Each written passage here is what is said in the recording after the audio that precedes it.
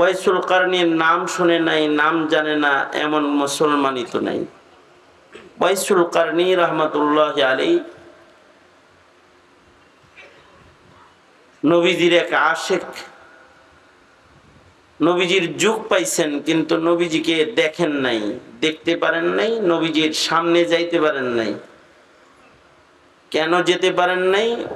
ওনার ওয়ালেদা মুহতারামা, মা জীবিত ছিল, অসুস্থ। মায়ের খেদমত করতে গিয়ে উনি নবীজির সাথে দেখা করার সুযোগ পান নাই।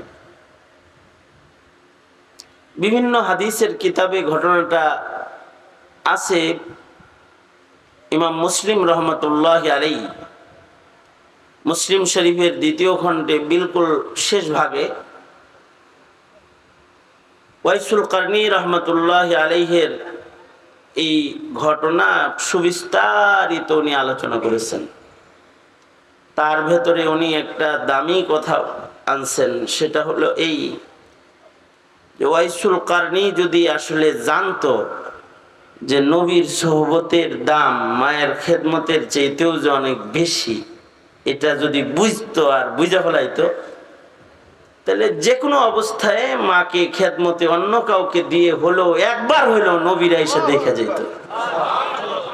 আসলে উনি জানতেন না যে সামনে গেলে আমার মর্যাদাটা যাবে কোথায়, এটা বুঝতেন না।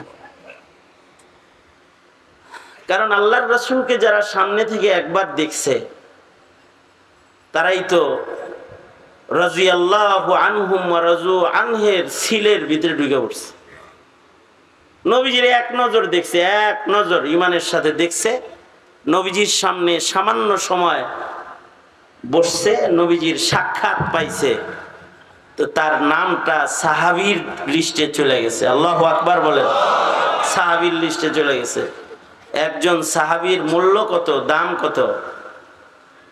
আদনা সে আদনা একজন সাহাবীকে যদি একদিকে রাখা হয়, আর এমন বহু ওয়াইসুল কারনীকে ধৈরাও যদি আর একদিকে রাখা হয়, সাহাবীর মূল্য আলাদা, আল্লাহর কাছে তার দাম আলাদা, সাহাবীর মূল্যই আলাদা।